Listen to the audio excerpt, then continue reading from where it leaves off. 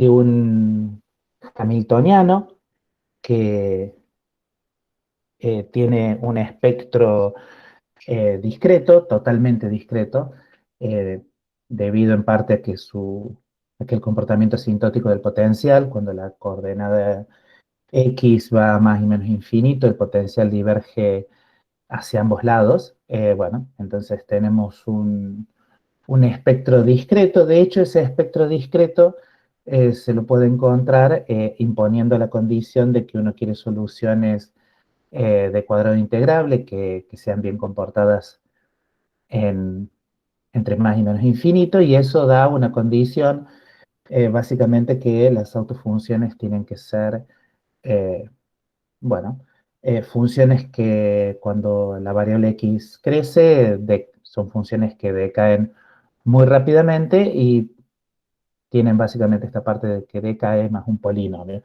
Entonces, uno podría hacer, sobre todo porque pronto vamos a ver otra forma de hacer las cosas, se puede hacer un rápido repaso de lo que vimos la clase pasada, y básicamente lo que vimos la clase pasada es que, bueno, si uno tiene un hamiltoniano clásico, que es de la forma, bueno, como todos los hamiltonianos clásicos, o sea, tenemos p cuadrado sobre 2 veces la masa, más un medio de la masa, la frecuencia al cuadrado, por x al cuadrado. Esto se puede cuantizar siguiendo las reglas de cuantización y pasamos a un hamiltoniano cuántico que es exactamente de la misma forma. Si lo queremos ver como ecuación diferencial, esto es básicamente menos h barra cuadrado sobre, como operador diferencial, perdón, sobre 2m, la derivada respecto de x dos veces, más un medio de la masa por la frecuencia al cuadrado, x cuadrado. Y lo que dijimos es que el problema de autovalores que uno esté interesado es de la forma h aplicado a una función de onda igual a e, una función de onda. ¿Ok? Y aquí, cuando uno escribe el hamiltoniano de esta forma, esto es realmente un problema de ecuaciones diferenciales, ¿sí? También dijimos que es como muy razonable introducir una escala de energías características, que dado que, bueno, uno tiene que h barra por omega tiene claramente, esto tiene, las unidades son de energía, tenía mucho sentido tratar de adimensionalizar el hamiltoniano eh, en términos de esta variable, y bueno, que si uno hace eso, básicamente de alguna forma lo que está diciendo es que tiene un hamiltoniano que es el anterior hamiltoniano sobre h barra omega. Esto, para que todo sea consistente, además introduce un cambio, uno puede absorber las constantes que quedan dando vuelta en la coordenada espacial. Fíjense que si uno hace esto, básicamente lo que tiene son el primer término es de la forma menos h barra cuadrado sobre 2 veces la masa, eh, y si divido en h barra omega, acá queda un h barra, acá queda un omega, y acá queda la derivada segunda respecto de x dos veces, más un medio, el un medio no cambia, y si divide en h barra omega, lo que me queda es m h barra omega x cuadrado. Si no hice mal las cosas, si las estoy haciendo mal, eh, esto se va de aquí, esto queda mh barra sobre m omega sobre h barra. Fíjense que básicamente el factor que tenemos es de la misma forma. Acá también tenemos m omega sobre h barra y acá tenemos m omega sobre h barra. Nada más que acá las unidades de x las tenemos arriba y acá las unidades de x las tenemos abajo, lo cual rápidamente lo que me dice es que tengo que introducir una variable i, que sea, por ejemplo, de la forma, eh, pa, pa, pam, que sea de la forma raíz de m omega sobre h barra todo por x. Entonces, si hago eso, acá reconozco rápidamente que está i, y acá reconozco rápidamente que está 1 sobre i.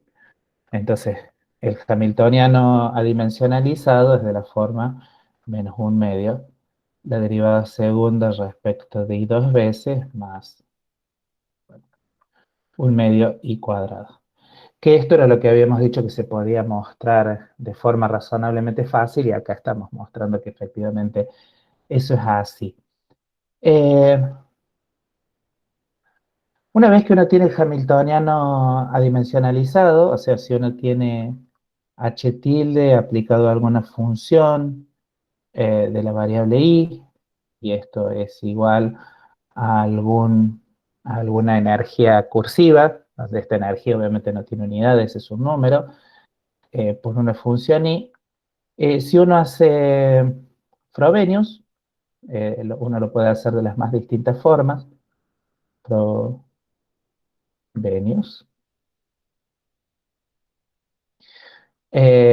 Lo que uno saca es que, bueno, eh, los n tiene que ser de la forma n más un medio, y las funciones de la variable i son básicamente, bueno, uno puede ver que esto es, en general, alguna constante que depende de n por e a la menos, ya ni me acuerdo, pero creo que i cuadrado sobre 2, por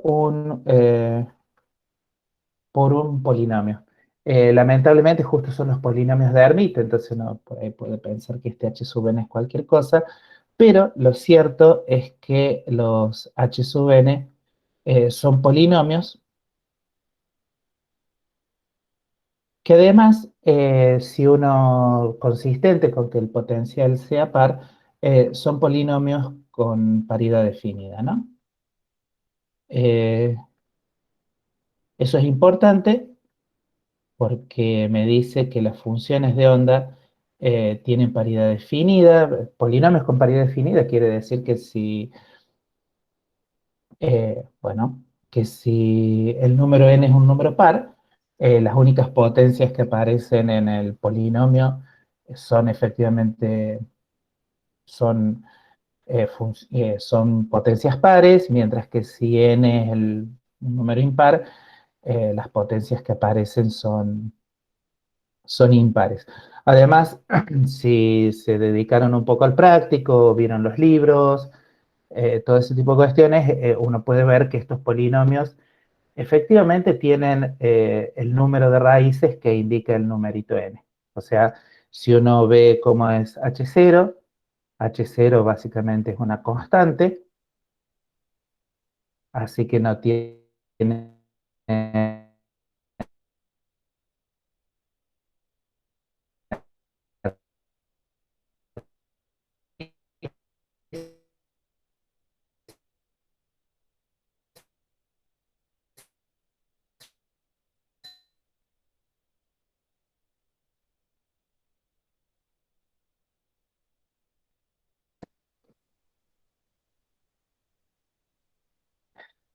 eh, disculpen, me parece que se cortó momentáneamente la red. Bueno, básicamente lo que estaba diciendo es que H1 es de la forma alguna constante por X, por lo tanto tiene eh, una raíz como polinomio. Ups, ¿y ahora qué pasó?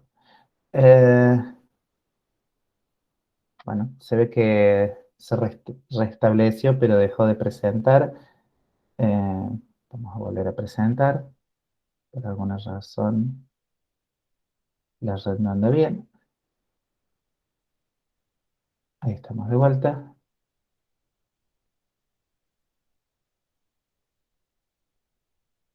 Ok, bueno, y Y uno puede ver toda una serie de propiedades muy bonitas. Obviamente, si uno vuelve a la variable x, eh, las funciones son muy parecidas. Y lo que dijimos, y eso sí es importante, es que si uno tiene las funciones psi sub n de x, estas funciones psi sub n de x tienen todas las propiedades que uno esperaría. O sea, básicamente son ortogonales eh, entre sí. O sea, si yo tengo el producto de psi sub n por psi sub m, esto es básicamente una delta de nm. Lo único que hay que lograr para que sea una delta de nm es básicamente elegir o calcular adecuadamente la coordenada, perdón, la constante de normalización. O sea, tiene todas las cosas que uno esperaría tener, dadas las propiedades generales, eh, dadas las propiedades del potencial. O sea, el potencial es par, entonces las funciones eh, tienen paridad definida. Además, como los autovalores son no degenerados, las funciones de onda se pueden elegir reales. Aquí no hay ningún numerito complejo dando vueltas, son todos números reales. O sea, realmente es un caso en el cual se cumplen todas las condiciones eh, buenas, lindas para un hamiltoniano de un problema unidimensional. Eh, de todas formas, obviamente uno puede seguir insistiendo. Dijimos además que se pueden sacar algunas cosas muy simpáticas sobre, por ejemplo, cómo es, si uno da una condición inicial, cómo es el- la ecuación de evolución de un valor de expectación. Dada la forma tan particular del hamiltoniano, en realidad lo que uno puede ver es que en general, por ejemplo, el valor de expectación de tanto de la posición como del momento, uno puede ver que bajo condiciones muy generales, la ecuación, el teorema de Ehrenfest me dice que esto es una función que puede depender de cosenos de omega t y de seno de omega t, y eh, lo mismo para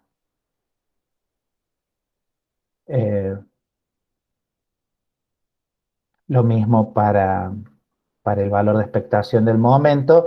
Y bueno, y aquí aparecen cantidades que dependen bueno, de cómo es el paquete de onda inicial, pero básicamente para cualquier paquete de onda que uno pueda construir más o menos sensiblemente, eh, eh, razonablemente, el valor de expectación de la posición y del momento van a ser funciones armónicas bastante simples, lo cual, por cierto, justifica plenamente que uno siga manteniendo el nombre de oscilador armónico, más allá de que ahora estamos hablando de un problema que tiene, bueno, autovalores, autofunciones, etcétera, etcétera, etcétera.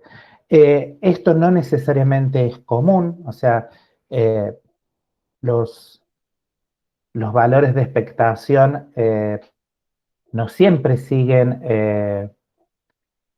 bueno, ecuaciones que se parezcan tanto a las ecuaciones, por ejemplo, de las coordenadas y los momentos en el problema clásico. Hay, Uno puede ver que en general, si el hamiltoniano es una función no lineal de la posición, suficientemente no lineal de la posición, en general, bueno, hay, hay algunos problemillas. Pero justo para el hamiltoniano, en el cual tanto la dependencia con la posición como con el momento es cuadrático, bueno, en este caso todo funciona de maravillas y uno puede ver que las cosas se parecen mucho en algún sentido al problema clásico. Eh, Ahí uno puede trazar una rayita, una satisfactoria rayita, eh, en el sentido de que tiene por primera vez un ejemplo con un potencial no trivial, que no es constante a trozos, que y que uno puede chequear todas todas las cosas que uno dijo sobre los observables, que realmente uno puede ver bueno, que tiene una base de funciones, hay un montón de cosas que se pueden chequear realmente en forma simple, gracias a esta propiedad de que, bueno, de que no hay espectro continuo, ¿sí? De que el hamiltoniano tiene solamente espectro discreto y por lo tanto entonces eh, todo es numerable, todo se comporta de forma sumamente agradable. Entonces a uno le da ganas de continuar jugando, por así decirlo, con el oscilador armónico y lo que habíamos anticipado en la clase pasada era que en algún momento todos los libros en general introducen lo que se conoce como, bueno, la solución, y acá vamos a poner unas comillas, algebraica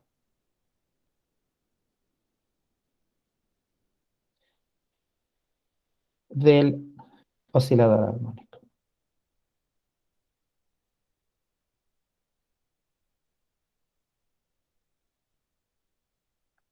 ¿Qué significa solución algebraica? Básicamente lo que significa es que eh, eh, uno intuye, vamos a decirlo así, que,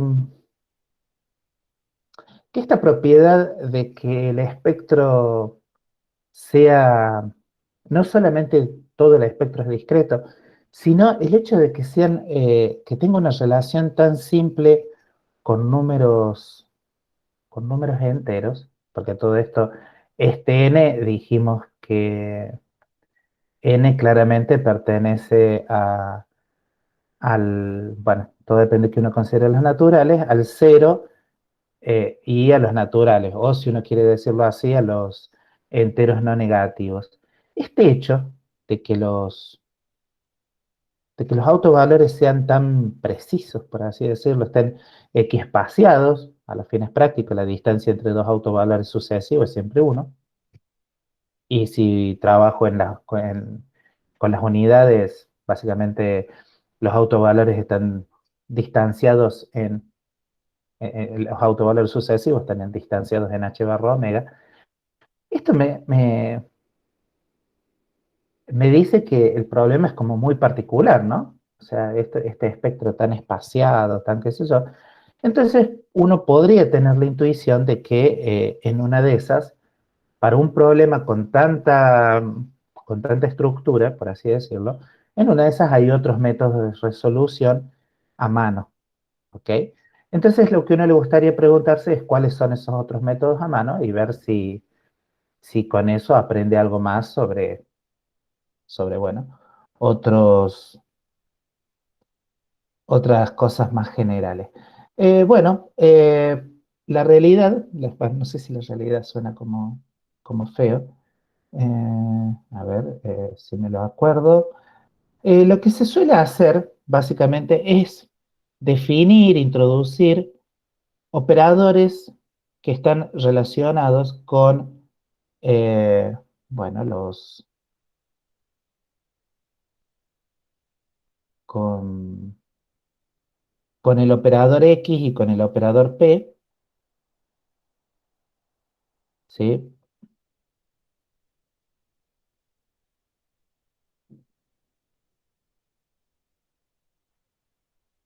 Básicamente se introduce un operador A que, que, bueno, obviamente todas las constantes tienen que ver con que las cosas tienen que tener unidades correctas, entonces fíjense que el numerador tiene básicamente las mismas unidades. ¿Por qué? Porque si uno tiene longitud sobre tiempo, tiene velocidad y por la masa eso es momento, o sea que efectivamente el numerador, este numerador tiene unidades razonables, tiene unidades de momento y lo que uno podría pensar es, bueno, ¿qué unidades tiene esto que está acá? Sabemos que esto tiene unidades de de momento por longitud. Entonces, si es momento por longitud, fíjense que longitud por MW, ya dijimos, tiene unidades de momento. O sea que lo de abajo, lo que está dentro de la raíz cuadrada, tiene unidades de momento lineal al cuadrado, o sea que con la raíz cuadrada tiene unidades de momento. O sea que toda esta cantidad que está acá es básicamente adimensional. A, sea lo que sea, es adimensional.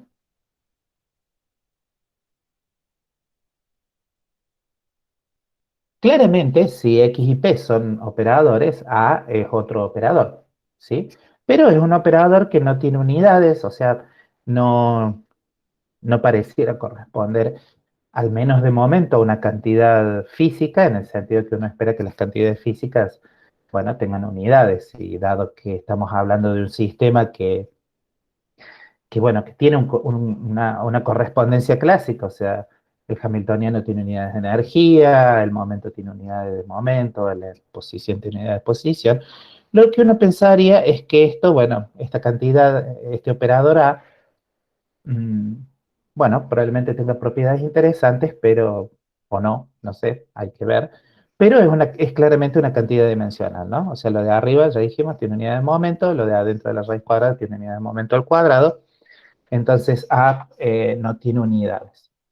Consecuentemente con esto, obviamente lo que uno puede ver es cómo es el operador adaga, ¿sí? O sea, el operador que surge de, bueno, de cómo vendría a ser el adjunto, por así decirlo, de este operador.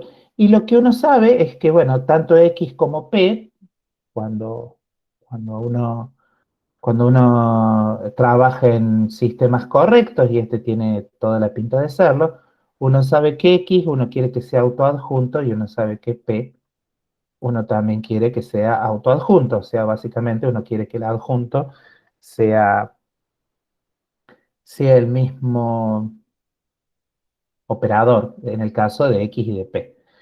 Ahora, en este caso, si uno mira un poco y uno toma el adjunto, etcétera, etcétera, lo que uno se da cuenta es que el adjunto es de la forma M por W por X menos I por P sobre la raíz cuadrada de 2M omega H barra.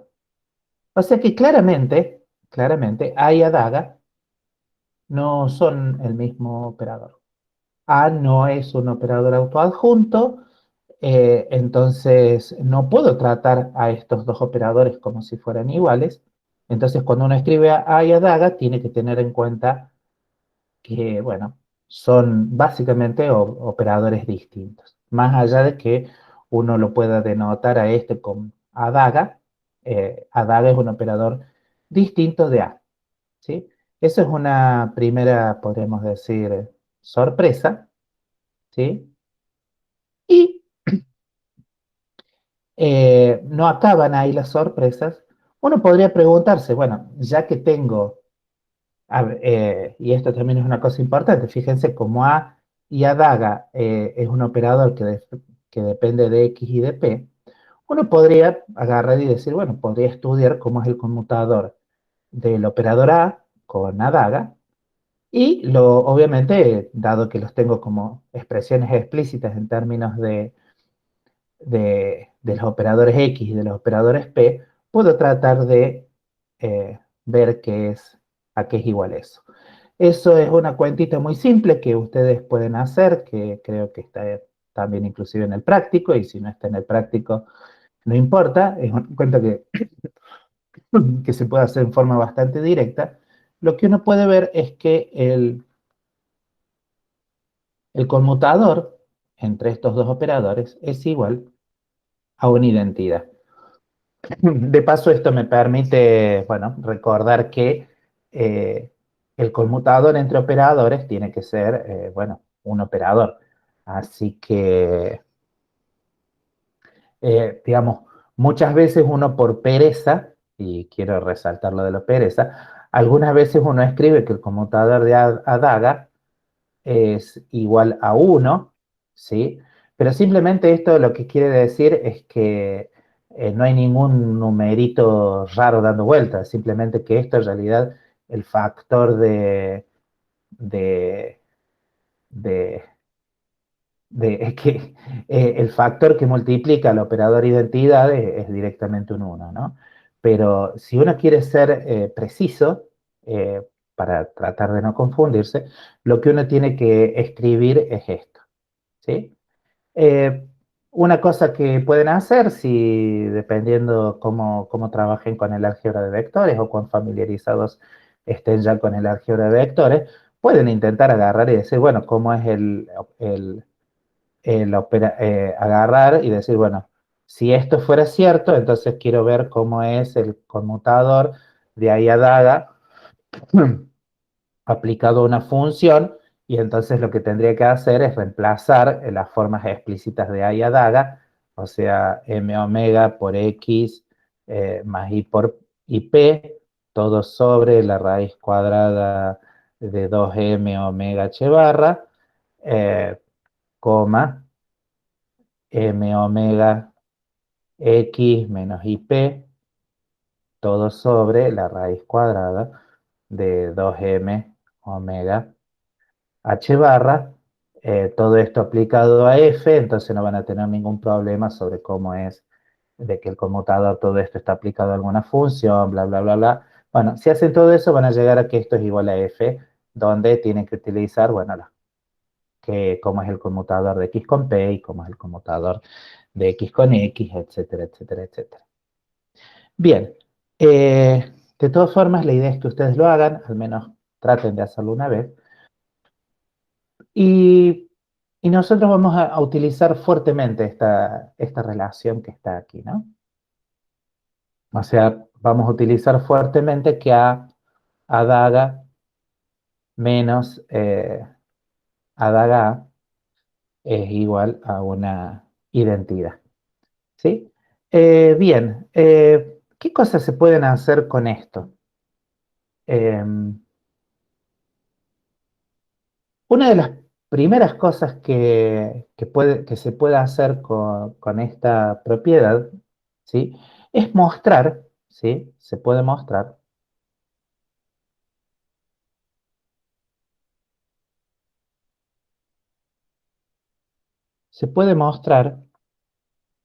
que el hamiltoniano se puede escribir exactamente como a daga a más un medio por h barra omega. ¿Sí? Obviamente para poder escribir esto, lo que hay que hacer simplemente es invertir la relación y escribir P y X en términos de A y a daga, ¿no? No, no hay que hacer mucho más que eso. Eso es parte de lo que, bueno, van a tener que hacer posiblemente en el práctico, ¿sí? Simplemente para que se puede ver, digamos, utilizando las dos expresiones, se puede ver que X se puede escribir como H barra sobre M omega. Disculpen que estoy tratando de hacer las cosas de memoria, así que 2M omega. eh, X es esto por A más A daga. Esto es relativamente fácil sacarlo porque fíjense que si uno suma A más a daga, básicamente lo que queda es, bueno, es X. Entonces, ¿por qué? Porque los términos proporcionales a P se van si yo sumo estas dos cosas. Y si yo resto estas dos cosas, fíjense que entonces lo que se va es el término proporcional a X y queda el término proporcional a P. Así que no es difícil ver que X es proporcional básicamente a más a daga, mientras que P es proporcional a básicamente A menos A daga. Entonces lo que uno hace, agarra estas expresiones algebraicas, las reemplaza en el hamiltoniano y ve que a lo que llega es algo de esta forma, ¿sí? No, no es una cosa difícil. Fíjense que esto que está acá, al tener, fíjense que H es como muy, se expresa en forma como muy sencilla eh, en términos del operador Ayadaga. O sea, básicamente todo queda todo queda en un término, en un único término, y la escala de energía queda como muy evidentemente a mano, ¿no? Otra cosa que también es interesante, fíjense que uno sabe que el hamiltoniano es hermitiano, ¿sí? Pero eso es lo bueno de una combinación de la forma Adaga-A, ¿sí?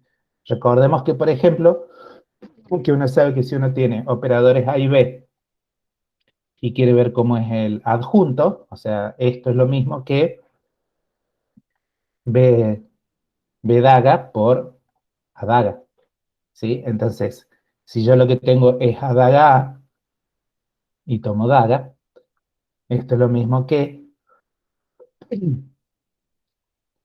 el primero dagado y el segundo también dagado. Pero bueno, acá uno puede ver que A daga daga es lo mismo que A, o sea que esto es A daga por A, o sea que efectivamente esta combinación en realidad sí es autoadjunta, ¿sí? A daga A, esto es autoadjunta,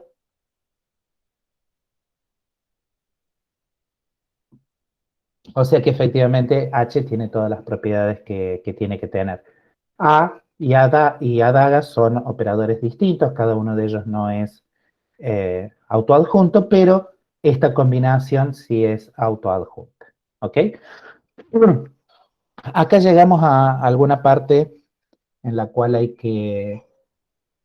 uno piensa que dado cómo son, bueno, y esta va a ser la última vez que vamos a utilizar esta información, al menos de momento, fíjense que esto, uno dice, bueno, dado cómo son los operadores, perdón, cómo son los autovalores del hamiltoniano, uno tiene la intuición de que los autovalores de esta combinación, o sea, los autovalores del operador que uno forma haciendo, bueno, haciendo acá la composición entre A y A, este operador tiene que tener propiedades como divertidas, ¿sí?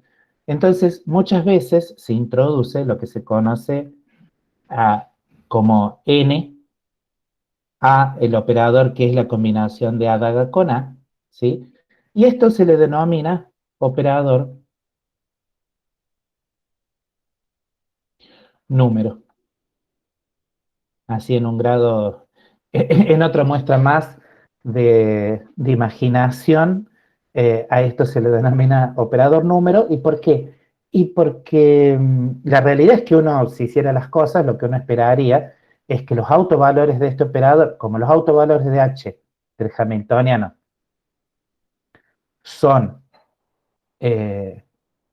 básicamente de la forma n más un medio por h barra omega, lo que uno esperaría es que los autovalores de este operador número efectivamente fueran números.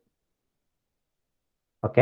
Entonces, bueno, ¿por qué no denominarlo operador número y ver qué sucede? ¿Sí?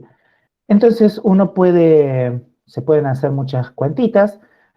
Acá me conviene volver a mis apuntes, porque ahí ya las tengo hechas, pero en general son cuentas bastante sencillas, así que, pero bueno, al menos toda esta discusión la quería hacer así como un poco más orgánicamente, yendo paso a paso, pero las cuentitas de ver cómo se comporta esos autovalores, bueno, hay que ver qué sucede. Lo primero, de todas formas, Profe, una cosa, ¿sí? una pregunta. Este operador número, digamos, los autovalores mantienen las condiciones de autovalores no degenerados, de que son en un espectro. No sé si se entiende. Sí. Bueno, eso es lo que queremos probar. Ah, O sea, a ver, lo que nos gustaría ver es que lo que a uno le gustaría ahora es, independientemente de todo lo que uno sabe del oscilador armónico, lo que a uno le gustaría ver es, bueno, simplemente a partir de estas propiedades, a partir de que la combinación A-daga-A es autoadjunta, ¿sí? Esto es lo que nosotros sabemos. Sabemos que esta combinación es autoadjunta. ¿Por qué? Por esta propiedad que uno la puede deducir generalmente, bueno, de las propiedades que uno vio para el álgebra de operadores. Y de la única otra propiedad que conocemos, de que el conmutador es básicamente la identidad, fíjense que esas son las... Uno podría agarrar y decir, bueno, me olvido de todo y simplemente considero que A y ADAGA están dados, porque esta operación es autoadjunta y que A con ADAGA, esto es la identidad. Y lo que a uno le gustaría ver es, con estas dos propiedades, y solamente con estas dos propiedades, ¿hasta dónde puedo llegar? Puedo ver, por ejemplo, que el espectro de este operador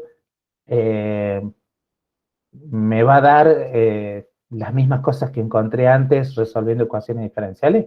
Esa es la pregunta que está subyacente a esto. ¿Ok? Porque fíjense que uno podría decir, acá está, vino alguien y me dijo que tengo un operador que se llama A, que el conmutador con ADAGA, la identidad, y esto. Si tengo solamente estas dos propiedades, ¿cuánto puedo decir del espectro? ¿Ok? Y esa es nuestra misión. Bueno, lo interesante es que efectivamente, bueno, voy a tratar Profe, de hacerlo. una Sí, duda. sí. Pero ese ADA ya, ¿de dónde salen? Tipo, ¿alguien los propuso o tiene un fundamento teórico? O sea, alguien dijo, probemos qué pasa con esto, o tiene un fundamento teórico de definirlos así de alguna forma. No sé. ¿Qué significa tiene un fundamento teórico? O sea, ¿quién fue el primero que dijo, vamos a usar estos dos operadores dados así? O sea, ¿por qué están definidos así o por qué se los definió? ¿Cuál es el, A ver, el toda fin la inicial? teoría desde el punto de vista fundamental, ustedes ya la conocen. Bueno, pero ¿por qué nos dio? O sea, usted nos presentó dos operadores definidos de una forma, ¿sí? ¿Qué son estos? Sí, Haga ya. ¿De dónde salen? juego, juego. Ok, eso. O sea, alguien dijo, veamos qué pasa con estos definidos Claro, así. sí. Bueno, sí, por eso, pero podría tener otro fundamento de decir, bueno, no sé, llegamos a esto por tal cosa, no sé. Bueno, pero a ver, est- somos, somos estudiantes, ¿sí? Somos estudiantes de física, ya a esta altura sabemos que está la teoría y después lo que uno juega con la teoría, ¿sí? Eh, Uno podría, a ver, razones puede haber muchas, ¿sí? A ver, por ejemplo, todo depende de cuánto sepan ustedes de mecánica, ¿sí? Fíjense que ustedes en mecánica, por ejemplo, estudiaron eh, una cosa que se llama transformaciones canónicas. Sí. ¿Y qué hacen las transformaciones canónicas? Me lleva de distintas, o sea, utiliza los conmutadores y me lleva de unas variables a otras, digamos. Bueno, y un poquito más preciso, me Eh, lleva fíjate lo que dijiste, sí. lleva los conmutadores y me lleva de unas variables a otras. Digamos, sí, hay un montón de transformaciones que te llevan coordenadas a coordenadas, hay un montón de transformaciones que te llevan... Claro, está bien, pero me eh, lleva a que se cumpla el conmutador igual a la identidad, si no me equivoco, ¿no? ¿Conmutador de qué? De las dos variables nuevas que estoy utilizando. ¿De qué variables nuevas? Es la que estoy transformando. Son cualquier variable, es la variable seno de tita y la No, variable no, tiene que ser X y P. X y P. O P y las coordenadas conjugadas.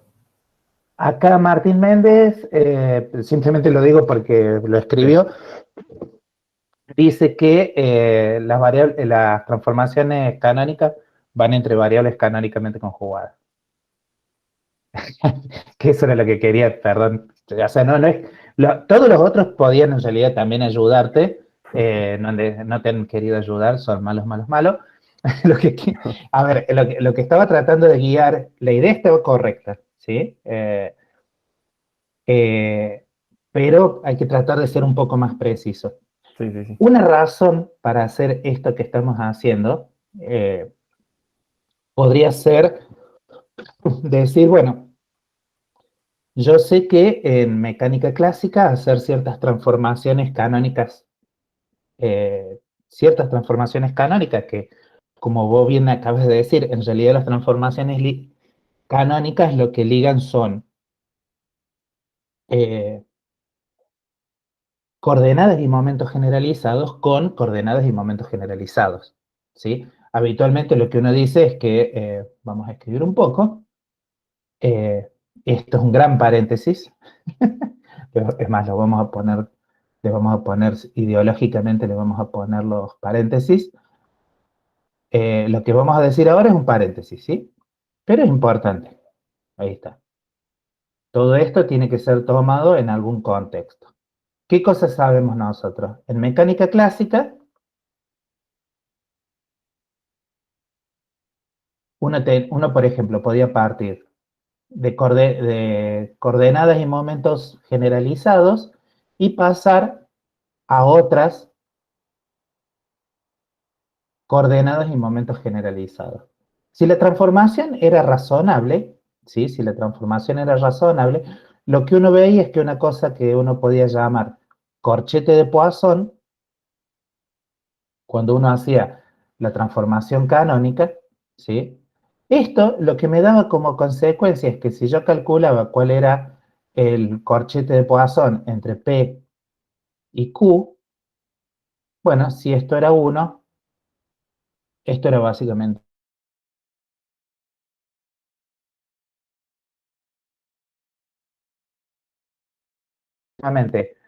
coordenadas y momentos iban a algo que se llaman, algo que son coordenadas y momentos, y que son canónicamente conjugadas, tiene que ver con que el corchete de Poisson es distinto de cero. Sí, ¿Sí? sí, sí. Bueno, entonces uno podría agarrar y decir, bueno, eso en mecánica clásica me daba un montón de cosas. Por ejemplo, uno descubría en algún momento que había determinados problemas que se podían escribir en forma muy sencilla si uno introducía las transformaciones canónicas adecuadas. ¿Sí? Si, por ejemplo, uno a problemas de osciladores, uno introducía lo que se llaman las variables angulares de acción, el hamiltoniano básicamente queda trivial. Sí, Bueno, entonces uno podría agarrar y decir, bueno, ¿por qué no juego un poco? ¿Por qué no juego un poco en mecánica cuántica y veo qué pasa? Entonces, una típica transformación canónica es agarrar y combinar las coordenadas y los momentos en combinaciones nuevas, ¿sí? Y ver qué pasa. Por ejemplo, bueno, no sé qué lenguaje habrán utilizado ahora, pero a mí me enseñaron que las transformaciones puntuales, esas cosas que son como transformaciones de coordenadas simplemente, eh, en el sentido que son constantes por coordenadas, sí, ¿sí? sí, sí, sí. Por ejemplo, las rotaciones, la mayor parte de las transformaciones puntuales son canónicas, ¿sí? Sí, sí, sí. Todo eso suena. Sí, sí, sí, perfecto. Ustedes recuerden que yo no estoy cerca de mecánica desde hace... No, pero sí, sí, lo vimos así. Bien, brillante. Entonces, fíjense que entonces uno podría agarrar y decir, bueno, ¿por qué no puedo pensar? ¿Por qué no puedo pensar que acá estoy introduciendo simplemente una especie de transformación canónica? Agarro e introduzco, yo tengo coordenadas, tengo momentos, ¿por qué no puedo definir algo que depende de esas coordenadas y momentos y veo qué le sucede al hamiltoniano y al fíjense que en mecánica clásica uno para identificar cosas canónicamente conjugadas tenía el corchete de Poisson. Ahora sabemos que hay cosas que tienen una dependencia interesante entre ellas cuando el conmutador es distinto de cero. Claro, eso sería la analogía, digamos, ahí. O sea, Bueno, pasar. sí, es una analogía, digamos, uno podría agarrar y decir, bueno, ¿por qué estoy motivado a hacer esto? Y porque en mecánica clásica aprendí de que las transformaciones canónicas a ciertos problemas que tienen lo que se llaman integrales de movimiento me permite escribir el hamiltoniano de una forma muy simple. Bien, Entonces, perfecto. ahora lo que hago es, bueno, introduzco una transformación que, que suena como divertida al menos en el sentido que fíjense que introduce cantidades adimensionales, ¿sí? Y además de introducir cantidades adimensionales, bueno, su conmutador es distinto de cero y me permiten escribir el hamiltoniano en una forma, creo yo, considerablemente más sencilla que el hamiltoniano en términos de x y p. ¿Ok? Sí, sí, sí, perfecto. Entonces, por las dudas, esto que acabamos de decir así con las manos y qué sé yo, en realidad es una cosa que eh, hay libros que se dedican extensivamente a mostrarlo, ¿sí? Por ejemplo, si ustedes agarran el Mersbacher y van al índice, van a encontrar las transformaciones canónicas y van a ver que en general se introduce el concepto de que eh, se, se introduce el concepto de que las transformaciones canónicas clásicas también sirven para hacer transformaciones canónicas cuánticas, entonces coordenadas y momentos que son transformados canónicamente también van a tener, bueno, relaciones de conmutación canónicas. O sea, si yo parto de una coordenada y un momento que el conmutador es distinto de cero y voy a otras coordenadas y momentos a través de una transformación canónica, las nuevas coordenadas y los nuevos momentos también el conmutador va a ser distinto de cero. Así que, bueno, Bien. Pero no lo que necesariamente iguales, ¿no? Como este Bueno, caso. lo que pasa es que depende acá lo que uno hizo fue introducir el suficiente número de constantes de tal forma que en realidad el conmutador este es, es uno por la identidad. Uno Claro, podría rescalear el momento y y la posición, de tal forma de decir que el conmutador entre el momento y la posición también es igual a uno, nada más que tengo que rescalear las cosas para que no tengan unidades. claro, sí, sí. Ah, ok. Así que en realidad lo que más importa es que sea distinto. Si yo parto de dos cosas que tienen conmutador distinto de cero y hago una transformación canónica, voy a algo que tiene conmutador distinto de cero. ¿Sí? Bien. Y porque básicamente todas las identidades se parecen. Sí, sí, sí, A lo bien. sumo hay una constante de por medio. Pero de vuelta, multiplicar por una constante en sí mismo no cambia nada. No cambia las propiedades de que el conmutador sea distinto de cero. ¿Sí? Sí. Bien, gracias, profe. De nada. Bueno, a ver, esa es una posible explicación. Otra posible explicación es a la gente le gusta jugar con, cuando cree que entendió mucho algo, bueno, juguemos con eso. ¿Por qué? Porque conozco las reglas o conozco resultados bonitos. Bien, entonces momentáneamente dije que iba a dejar esto, pero fíjense una cosa de todas formas, ¿no? Para empezar con las demostraciones, si Adaga es adjunto, entonces los autoestados de Adaga, ¿sí? De la combinación esta, los autovalores, perdón, los autovalores tienen que ser reales. ¿Y por qué? Y porque ya dijimos que las cosas autoadjuntas tienen autovalores reales. ¿Ok? Así que por lo pronto, uno sabe que los autovalores de esta cosa tienen que ser reales. Bueno, voy a dejar un poco esto de por medio. Eh, Vamos a dejar de presentar eso y vamos a pasar a presentar momentáneamente, espero no haberlo cerrado ni tirado ni nada, y vamos a pasar a presentar mis apuntes, más que nada porque ahí no tendría que escribir tanto. Ok, esto es.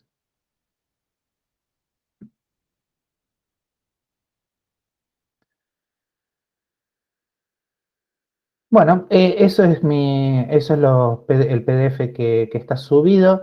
Si lo miran van a ver que en realidad todo lo que he dicho en esta larga hora, bueno, fue un repaso de lo que habíamos visto en la clase pasada y una fundamentación acá están definidos los operadores.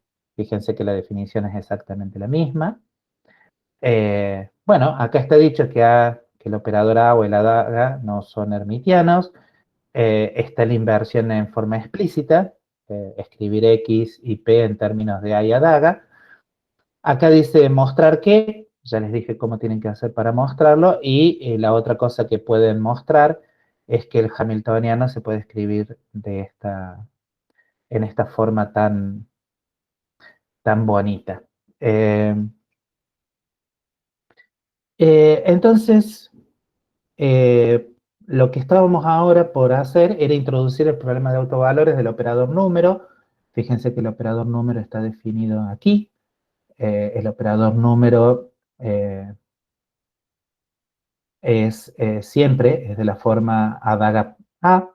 Entonces, el problema de autovalores del operador número siempre se puede escribir de esta forma. O sea, introduzco, fíjense que acá podemos introducir funciones, vectores. Estos son los los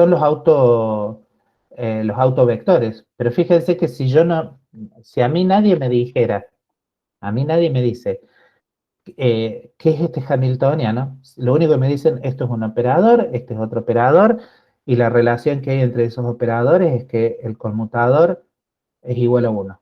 ¿Sí?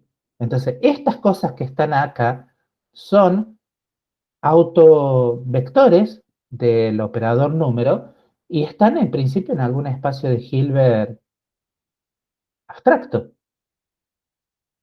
Si yo simplemente hubiera introducido estas reglas y ustedes no supieran que estas reglas se aplican, entre otras cosas, al oscilador armónico, uno simplemente podría decir, bueno, yo trato de buscar estos autovectores sin preocuparme de tener una expresión coordenada.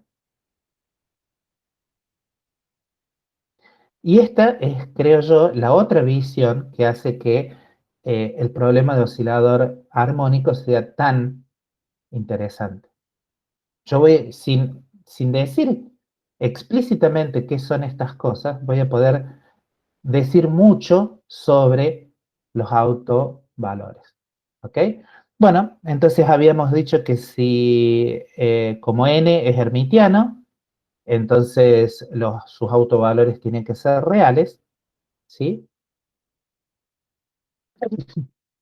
Y si las autofunciones están normalizadas, uno puede escribir una identidad muy sonsa, muy pavota, muy sonsa, muy pavota, perdón, la estoy despreciando olímpicamente.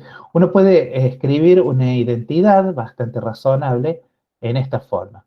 Uno puede decir que nu es igual a nu por el producto escalar de la función perdón, el vector correspondiente, el vector del espacio, el vector de estado, ¿sí? El vector de estado correspondiente.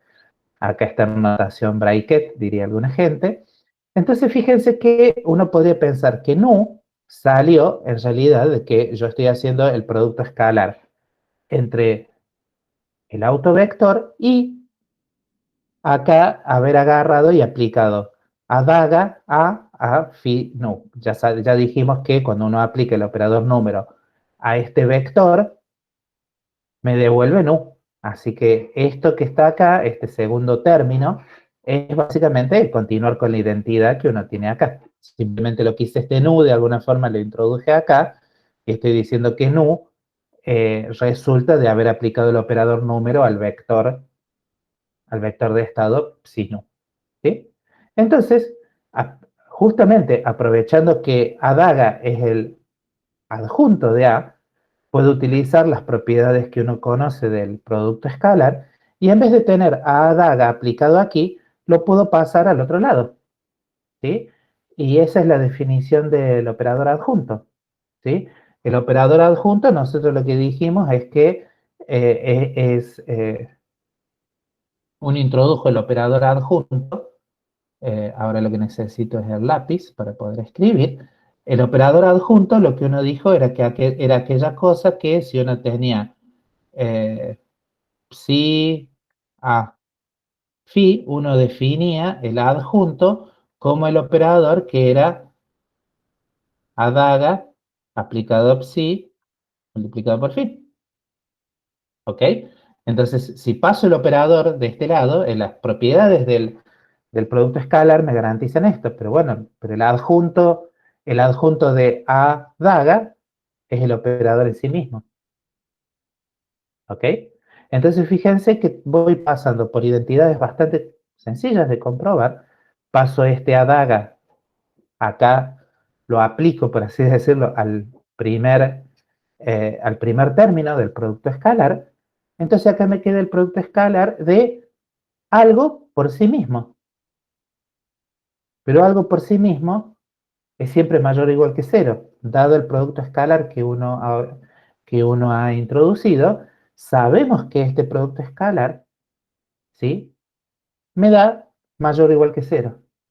Cuando uno hace el producto escalar de un vector por sí mismo, no importa que sea ese vector, y queda claro que A aplicado a un vector tiene que ser otro vector. ¿Por qué? Porque son operadores que trabajan dentro de un espacio de Hilbert y lo que uno supone es que A y Adaga operan dentro del mismo espacio de Hilbert, por ejemplo, que X y P. ¿Ok? Entonces, todas estas operaciones están bien definidas, ¿sí? Al menos alguna vez uno conviene que uno se recuerde todas estas cosas, uno puede hacer todas estas cosas porque A, Adaga, X y P están todos definidos en un espacio de Hilbert y todos operan dentro de ese espacio de Hilbert. Cuando yo multiplico X por un vector del espacio de Hilbert, me quedo dentro de ese espacio de Hilbert. Obtengo otro vector, ¿sí? Que puede ser muy complicado o no, pero obtengo otro vector dentro del mismo espacio de Hilbert. Entonces acá lo que realmente estoy multiplicando es el mismo vector dentro de un espacio de Hilbert, entonces ese producto tiene que ser mayor o igual que cero. Entonces, esta cuentita tan simple, básicamente lo que me está justificando es que los autovalores, los autovalores del operador número no solamente son reales, sino que además son no negativos. ¿Ok? Y esto es importante, es interesante, ¿sí? Me dice que un operador número, definido a partir de operadores adaga y a, tiene autovalores no negativos, ¿sí? Y esto ya, bueno, está bastante bien. Tengo que son reales porque el operador número es hermitiano y además, dada que el operador número está definido en términos del operador adaga y a, entonces, bueno, puedo probar que sus autovalores, los autovalores del operador número, son no negativos. Yo diría que hagamos un descanso, son las y 6, hagamos un descanso hasta las y cuarto, ¿sí? Hoy voy a tratar de terminar temprano, porque a las 11 tengo que ir a dar un seminario, así que no, y no creo que la gente del seminario tenga muchas ganas de estarme esperando, así que eh, voy a tratar de terminar sí o sí a las 11 menos cuarto, 11 menos 10. Así que ahora volvamos por favor a las 10 y cuarto y continuamos con qué otras cosas puedo decir de estos autovalores, además de que son no negativos. ¿Sí? Bueno, volvemos a las y cuarto. Dale, Dale, profe. profe. Dale, profe.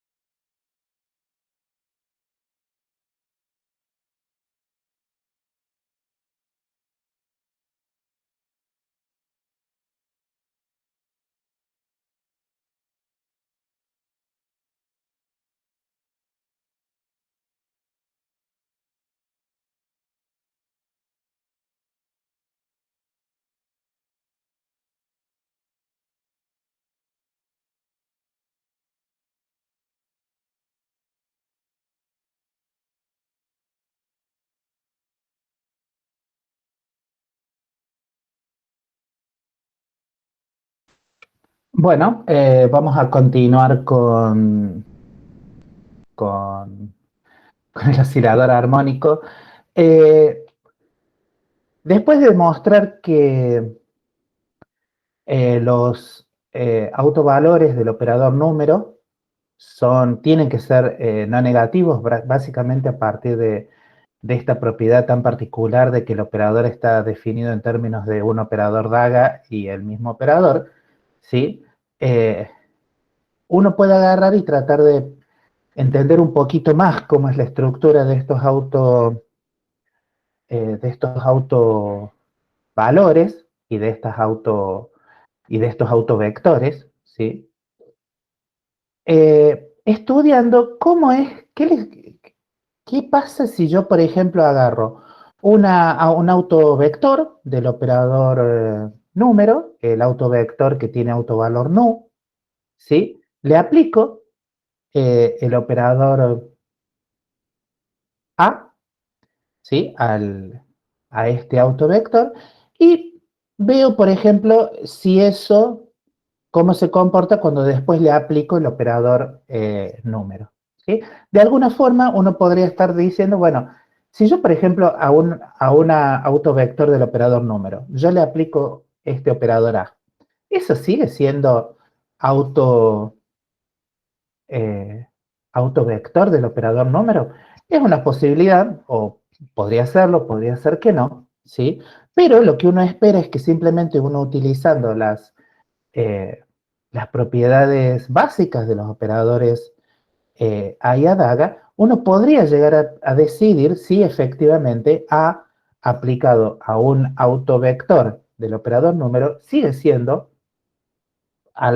o es proporcional o es una combinación de los autovectores del operador número. Fíjense en que en general lo que uno simplemente diría es que A aplicado a estos autovectores del operador número, lo más probable es que debería ser una combinación lineal, ¿sí? Eso es lo mismo que uno dice, bueno, si uno tiene el Hamiltoniano aplicado a una función de onda cualquiera, uno dice, bueno, eso me da una función de onda que probablemente no esté normalizada, pero como pertenece al espacio de Hilbert, bueno, uno la puede escribir como alguna especie de combinación lineal de cosas que están en el espacio de Hilbert, ¿sí? Sea como sea, esta cuenta se puede hacer básicamente con métodos elementales, se puede hacer en forma explícita. Básicamente escribo el operador número, lo escribo en términos de adaga y a, ¿sí? Y una vez que lo escribo en términos de adaga y a, simplemente utilizo las propiedades del conmutador, ¿sí? Aquí básicamente de alguna forma lo que estoy diciendo es, bueno, al operador adaga, hago un conmutador, utilizo eh, utilizo la propiedad que está aquí, ¿sí? Entonces puedo escribir que adaga a cuadrado es lo mismo que a adaga menos 1, ¿sí? Hay que tener cuidado con los signos, por a, ¿sí? Vuelvo a desenrollar esto y entonces fíjense que eh, acá cuando tengo el término menos 1, me queda A por el... Hay un término que es A por el operador número aplicado al vector es el autovalor por el autovector, ¿sí? Y, después tenemos un término que es de la forma simplemente A aplicado al autovector, que es este menos 1 a el autovector.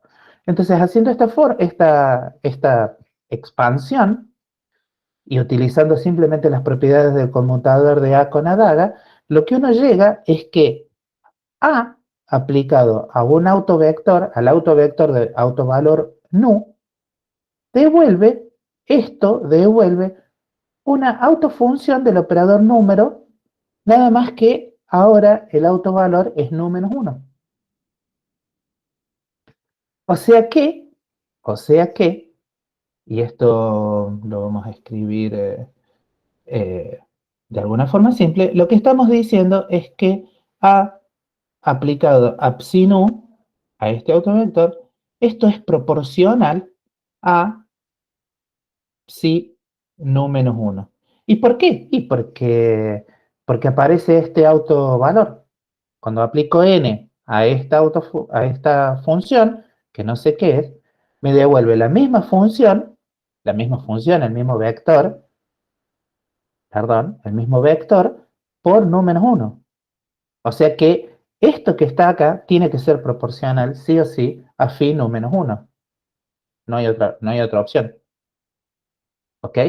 Lo mismo puede verse si uno agarra y aplica el operador número, no ahora ya al operador A aplicado psi nu, sino al operador adaga aplicado psi nu. Lo que uno puede ver es que adaga psi nu, esa autofunción es proporcional a la autofunción con autovalor nu más 1 del operador número. ¿Sí? Tiene que haber una función psi nu más 1 que es autofunción del operador número y este es su autovalor. Entonces, la intuición que uno tiene de los operadores A y adaga es que básicamente si uno agarra se suele hacer un dibujito muy bonito, es que si uno tiene psi nu, uno puede obtener psi nu más 1 simplemente aplicando adaga. Y uno puede ir subiendo encontrando, por ejemplo, psi nu más 2 aplicando adaga. Y uno puede bajar por esta misma escalera, y ese es exactamente el nombre que se les da, aplicando a. Obviamente hay algunos factores de normalización dando vuelta, pero esta es la razón por la cual muchas veces a los operadores A y adaga se les denomina ladder operator, o sea, operadores escalera. ¿Sí? ¿Por qué? Porque permiten recorrer un espacio de funciones cuyos autovalores ante el operador número básicamente difieren en 1. Es como muy simpático, ¿no? Y entonces uno le dice, bueno, pero entonces este no. ¿Puede ser cualquier cosa o no puede ser cualquier cosa? Porque fíjense que de acuerdo a esto, no está fijado, ¿sí? Y todas las cosas que tienen nu más 1, nu más 2, nu más 3, nu menos 1, nu menos 2, nu menos 3, todas son en principio autovalores posibles. Pero, y acá viene el gran pero, uno sabe que no está acotado por abajo. Y si uno dice, bueno, si yo aplico a si nu, obtengo algo cuyo autovalor es nu menos 1. Si aplico otra vez A, obtengo nu menos 2. Y si sigo así aplicando operadores A, en algún momento voy a obtener una autofunción que va a ser nu menos, no sé, algún n grande, y esto puede llegar a ser menor que 0. Si esta posibilidad no se cierra en algún momento, no hay algún valor que por alguna razón me diga no podés ir más allá, ¿sí?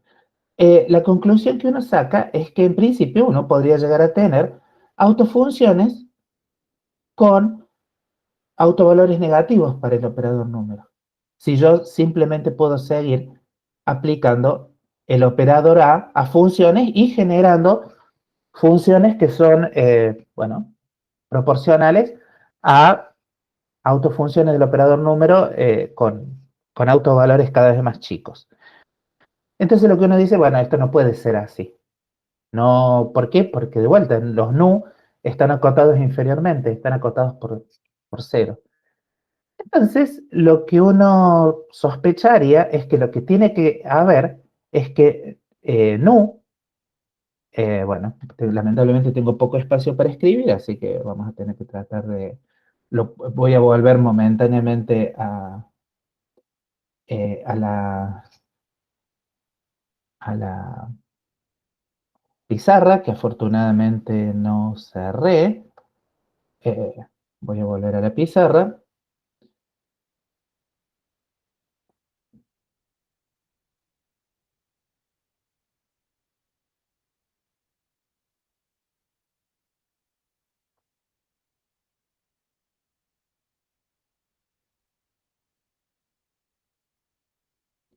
Ahí estamos.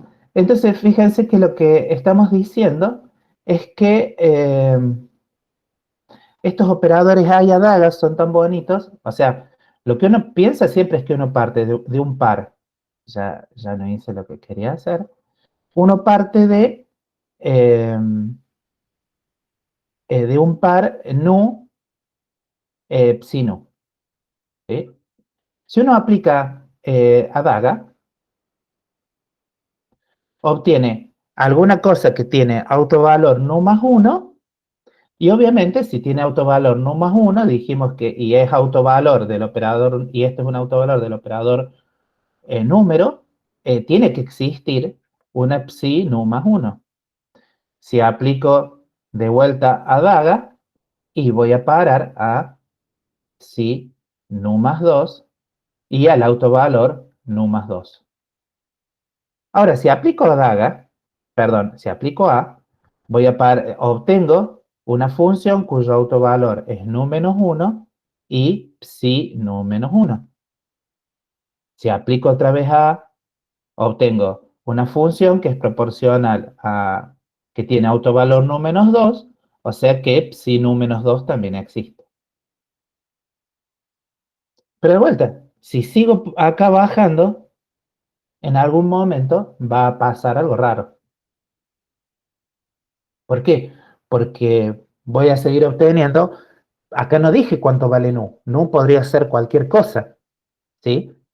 Lo que sí sabemos es que gracias a esto sabemos dos cosas. Uno, que los autovalores sucesivos del operador número difieren en 1.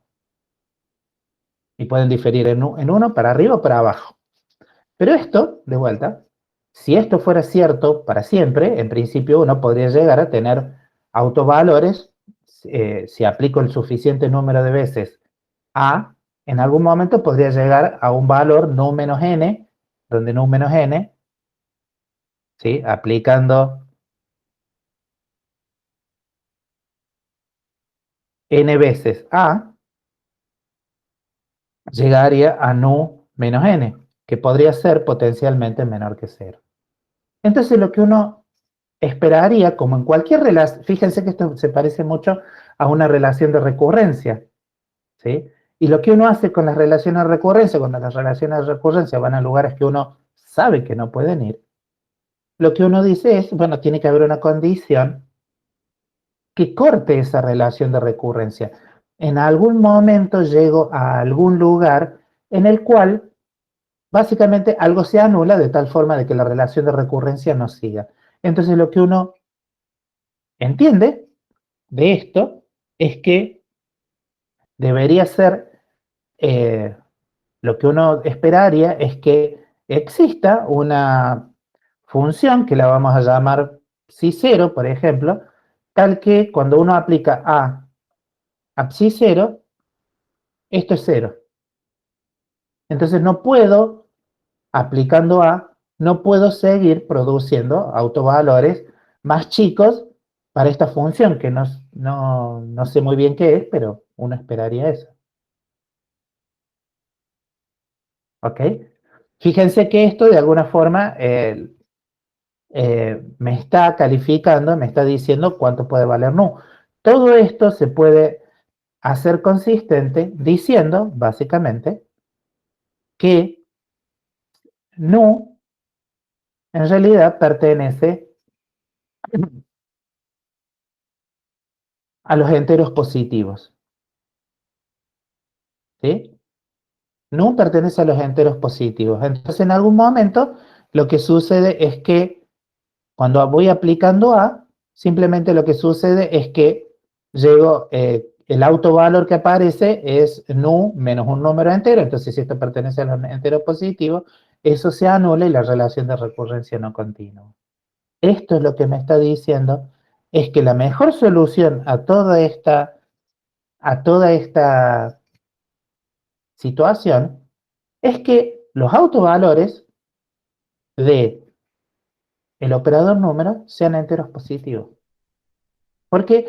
Porque si no fueran enteros positivos, si fueran racionales o fueran reales, el operador A va a seguir generando una escalerita hacia abajo de funciones que tienen autovalores cada vez más chicos, ¿sí? Y en principio podrían llegar a ser negativos, cosa que sabemos que es imposible. Entonces, sí o sí tiene que existir esto y por lo tanto los nu tienen que ser los enteros positivos. Con lo cual, con lo cual acabamos de demostrar se puede hacer todo lo formal que uno quiere este argumento, pero básicamente acabamos de mostrar de que los autovalores del operador nu tienen que ser números enteros con los dedos. Simplemente a partir de esta propiedad de que Adaga y A se parecen parecieran que me permiten recorrer una escalerita de funciones que son autofunciones del operador número con autovalores que difieren en uno. Con el operador A bajo la escalerita y con el operador Adaga subo por la escalerita. Lo cual está muy bien, porque entonces, y además, lo que uno se da cuenta es que, bueno, todo esto de última es consistente eh, con las cosas que había encontrado antes, utilizando los métodos de las ecuaciones diferenciales. Acá no estoy utilizando ningún método propio de las ecuaciones diferenciales, simplemente estoy utilizando las propiedades que uno deduce del conmutador entre A y Adaga. Entonces, siempre que uno tenga estos operadores A y Adaga que difieren en uno y que uno pueda mostrar que para esos operadores se produce esta situación, entonces uno tiene, bueno, un espacio de Hilbert muy particular, tiene una colección de funciones muy particulares, etcétera, etcétera, etcétera. Lo cual es muy bonito y, bueno, ya podemos volver al apunte, ¿sí? Entonces, eh, fíjense que este resultado es, no voy a decir súper poderoso y maravilloso, pero me dice o sea, me dice que hay situaciones en las cuales el espectro es accesible en forma exacta eh, y utilizando métodos más parecidos al álgebra. O sea, cuando uno dice algebraico, lo que se refiere es obviamente al álgebra de operadores, no al álgebra de números reales, sino al álgebra de los operadores, ¿sí? Si uno tiene operadores que se comportan de esta forma tan simpática, bueno, eh, uno puede calcular un montón de cosas. Obviamente lo que sucede a continuación es qué se puede hacer con estas autofunciones. Y básicamente lo que uno termina viendo es que, bueno, si existe esa función psi sub 0, básicamente uno puede generar todas las autofunciones aplicando operadores Adaga, ¿sí? La única cuestión que queda para que realmente sean autofunciones es la normalización, ¿sí? Entonces, lo que uno empieza diciendo es que uno eh, uno sabe que, bueno, que la función psi1 se obtiene a partir de la función psi0 aplicando el operador Adaga y que, bueno, en principio esta puede no estar normalizada, por eso se designa con esta función C1, ¿sí? Y básicamente lo que vamos a dar es un argumento de cómo calcular la normalización, ¿sí? Entonces, si uno hace eso, de vuelta, y para hacer esas cosas simplemente uno utiliza hasta la exasperación, por así llamarlo, las propiedades de los operadores A y Adaga. Entonces, siguiendo esta misma línea de pensamiento, uno sabe que el módulo cuadrado de C1, en la constante de proporcionalidad, es básicamente el producto escalar entre, digamos, si esto es una igualdad, el producto escalar entre esto y es lo mismo que el producto escalar del lado derecho, es lo mismo que el producto escalar del lado, perdón, el producto escalar del lado izquierdo es lo mismo que el producto escalar del lado derecho. Aquí simplemente está escrito el producto escalar del lado izquierdo, donde asumimos que que la función psi1 está normalizada para que realmente sea la autofunción. Entonces acá tenemos el producto escalar entre A daga aplicado a esa psi0 por A daga aplicado a psi0. Acá simplemente lo único que hago es utilizo de vuelta las propiedades de los operadores adjuntos. Entonces este operador, cuando lo paso de este lado, pasa como A y no como A daga. Cuando lo paso del lado derecho del producto escalar, y acá de vuelta utilizo las propiedades de conmutación. ¿Sí? Y bueno, y acá lo que voy a utilizar es que el operador número aplicado a psi0, ya dijimos que vale 0. ¿Por qué? Porque es el estado que si le aplico A me devuelve un 0.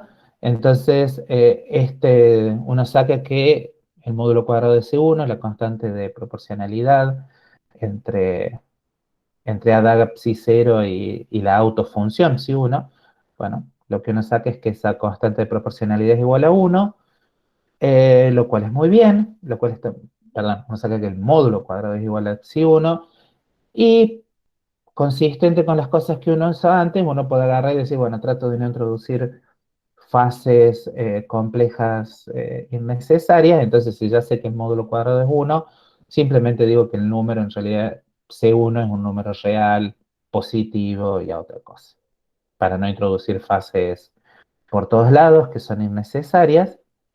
Y haciendo el mismo tipo de razonamiento, o sea, haciendo el razonamiento de que hay una constante de proporcionalidad entre la función normalizada psi n más 1 y lo que resulta de aplicar a daga a psi n, que sabemos que devuelve autovalor n más 1, pero que no está normalizada, entonces uno puede sacar que el módulo cuadrado de Cn más 1, de C sub n más 1, es exactamente igual a n más 1, y de vuelta uno utiliza todas las propiedades simpaticonas que uno conoce de los operadores A y a daga, con lo cual uno saca que en general el coeficiente de proporcionalidad Cn más 1 es la raíz cuadrada de n más 1, con lo cual si uno aplica eso a la relación de recurrencia, lo que obtiene es que las psi n se pueden expresar en términos de la psi n menos 1 con una constante de normalización que es la raíz de n,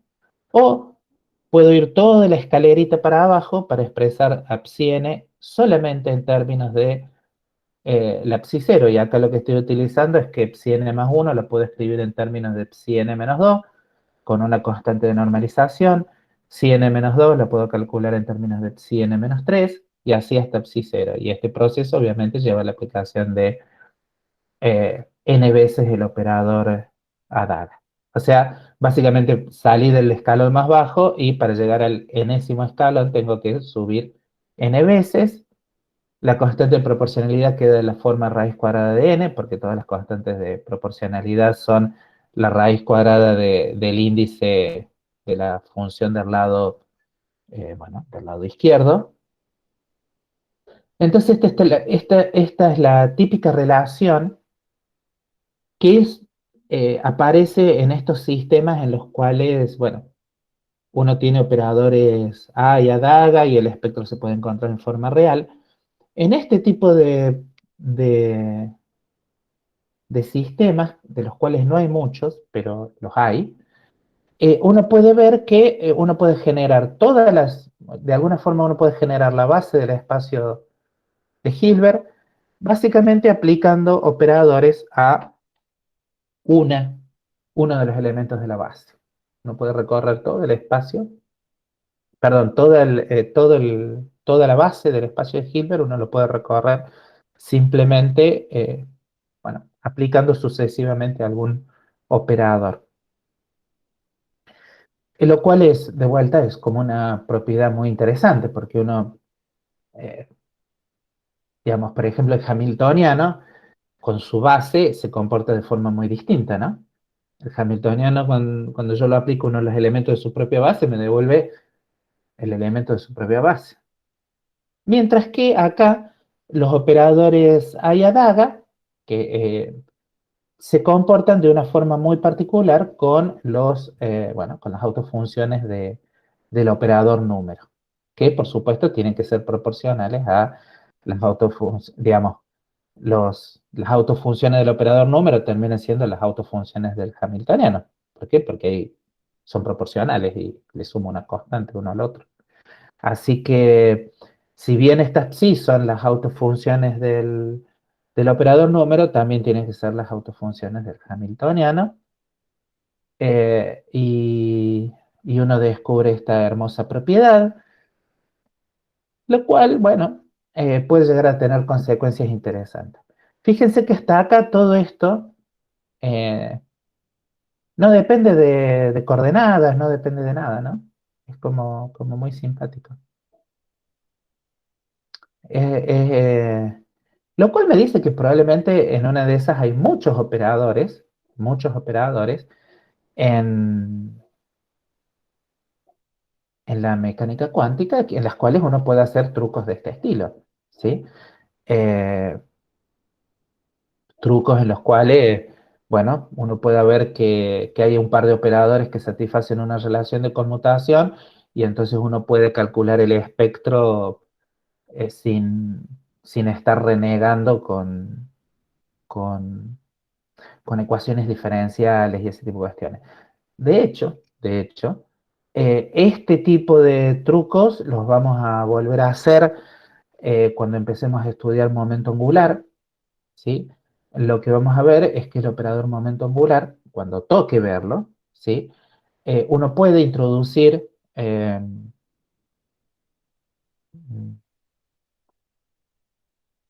combinaciones, por así llamarlo, de las componentes escalares del momento angular para que se satisfagan esta condición y entonces uno va a poder sacar que el espectro del operador momento angular tiene propiedades muy simples y divertidas. Pero eso todavía falta un tiempito porque todavía nos faltan potenciales periódicos y el método variacional antes de empezar con, ¿cómo se llama esto? Con momento angular y problemas tridimensionales, pero no va a ser de acá tanto tiempo. Simplemente por ahora recuerden que esta técnica es como poderosa y permite hacer muchas cosas. Eh, Uno podría, a esta altura, bueno, ahora a esta altura uno ya dice, bueno, todo lo que obtuve antes con los otros operadores, con coordenadas y ese tipo de cuestiones, eh, puedo obtenerlo en términos de autovalores y autofunciones. Lo que uno podría decir es, ¿y esta propiedad que está acá tan bonita? Esto de que puedo agarrar y generar las autofunciones del operador número, o sea, del operador hamiltoniano, las puedo generar simplemente a partir de la autofunción del autovalor más bajo. Uno podría preguntarse, ¿y esto que está acá, en principio en un espacio abstracto, pero que uno se da cuenta de que tiene que tener una relación profunda? Disculpen, pero eso me avisa que ya son las menos cuarto, así que me quedan 5 minutos. Fíjense que entonces uno podría decir, ¿y esta relación que, que es tan simpática, tan interesante entre entre los vectores de estado que son autovectores del operador número y del operador hamiltoniano? Esta relación la podrá explotar si uno vuelve a introducir coordenadas. Fíjense que este X acá está en algún sentido de más, porque no hay ningún X acá dando vuelta. Pero uno podría preguntarse, si yo a esta relación de recurrencia la traduzco a coordenadas, y digo que ya no son los vectores abstractos, sino que digo, bueno, agarremos funciones de coordenada. Agarremos la función de coordenada que, que tenga autovalor nulo para el operador, para el operador A. Podré generar a partir de esa autofunción todas las autofunciones que encontré antes resolviendo ecuaciones diferenciales. Fíjense que es bien preciso, ¿no? Todo esto hasta acá, hasta este último recuadrito, no depende para nada de coordenadas, ¿sí? Esta relación de recurrencia fue deducida pura y exclusivamente a partir de eh, las propiedades del conmutador entre A y Adaga. Entonces, lo que uno podría preguntarse es, ahora directamente, supongamos que yo simplemente digo que esta relación es válida, escribo A como si fuera un operador, ahora ya sí, un operador en términos de coordenadas y de momentos, y pensemos que psi0 simplemente está definida porque A aplicado a psi0 es igual a 0. ¿Puedo reconstruir todo el espacio de autofunciones que encontré con ecuaciones diferenciales? La respuesta corta es sí. Y es sumamente poderoso esto, porque fíjense que esto es como muy simple, ¿no? Entonces, recordemos que A es básicamente, Adaga se escribe así en coordenadas, ¿sí? Fíjense que uno puede pensar que Adaga en coordenadas es un operador diferencial y multiplicativo, ¿sí? Y sabemos que la definición del estado fundamental, del estado con autovalor más bajo, no es otra cosa que A aplicado a psi0 igual a 0. Psi0 de función de x, realmente de x. O sea que esa ecuación se escribe de esta forma. Esta ecuación es una ecuación a primer orden, ¿sí? O sea que en principio se puede resolver por métodos elementales. De hecho, es una ecuación exacta, ¿sí? Se puede resolver de forma bastante simple. Y lo que queda, bueno, todos los pasitos que están acá son pasos que ustedes conocen de métodos matemáticos de la física. Eh, Básicamente lo que llegó a la conclusión es que psi0 es una hermosa gaussianita, ¿sí? Ahí están metidas todas las constantes. Obviamente C0 es una constante de normalización, que si tengo la gaussiana puedo calcular la constante de normalización. Y entonces si ahora empiezo a aplicar el operador a esta función y digo, bueno, tienen que ser, voy generando Fíjense que es bastante sencillo, ¿no? Porque aplicar el operador adaga a esta función me va a dar un término que multiplico y un término que derivo esto. Bueno, si hacen eso, pueden ver por inspección, creo que en la guía inclusive está, uno puede generar exactamente las primeras n funciones de Hermite con exactamente los mismos polinomios, exactamente las mismas constantes, todo de lo que uno encuentra en resolviendo las ecuaciones diferenciales, de una forma bastante más concisa, creo yo. Entonces, bueno, ya son las -10. Así que lamentablemente no tengo tiempo para quedarme. La clase que viene, en principio, vamos a seguir con más propiedades de qué cosas se pueden deducir para el operador, para estos operadores tan simpáticos que uno ha fabricado. Y